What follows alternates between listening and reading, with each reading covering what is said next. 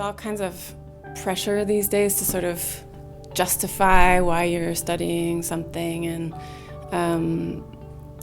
like, how is this a practical thing to study? What kind of a job am I going to get afterwards? And in my gut, I feel like that's the wrong approach. So the question is not why would you study Scandinavian Studies, but why wouldn't you study Scandinavian Studies? Hej, jag heter Elaine Doxtater och jag undervisar i svenska här på University of Oregon. My name is Amanda Doxtater, and I teach Swedish here at the University of Oregon.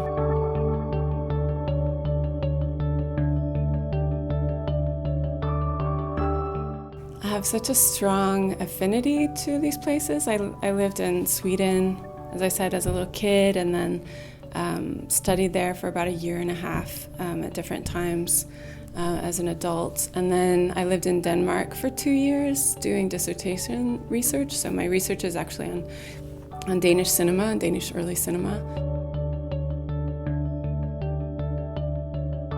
I have 2 Scandinavianist colleagues, and the 3 of us, we teach a whole array of Scandinavian Studies courses, from sort of continental philosophy courses to folklore to, again, cinema, literature, drama classes, some Old Norse mythology courses, all those kinds of things. Those are under the Scan prefix. Scandinavian Studies does have a lot to offer. It's this peculiar little niche in the world.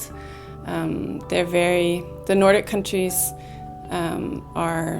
so the Scandinavian countries are Sweden, Norway, and Denmark, and then the Nordic countries are those 3 countries plus Iceland and Finland. And we offer sort of texts and we study Nordic culture in a lot of the classes. And these are countries that are now very wealthy countries, but not long ago they were very poor countries, and they have a sort of unique position in the world. Like any place in the world is going to have its own perspectives and culture.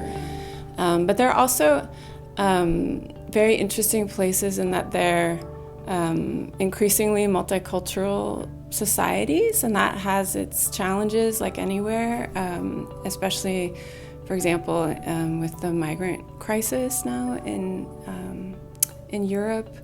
And they're just really rich and interesting societies to look at.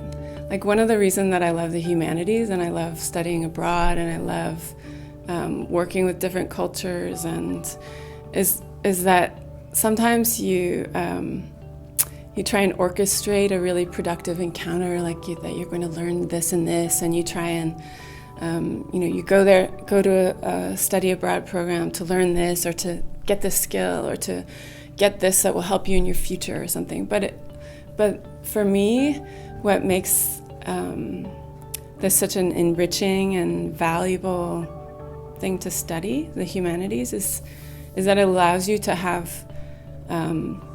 sort of unpredictable and poetic and sort of beautifully weird encounters that are very human in a way, and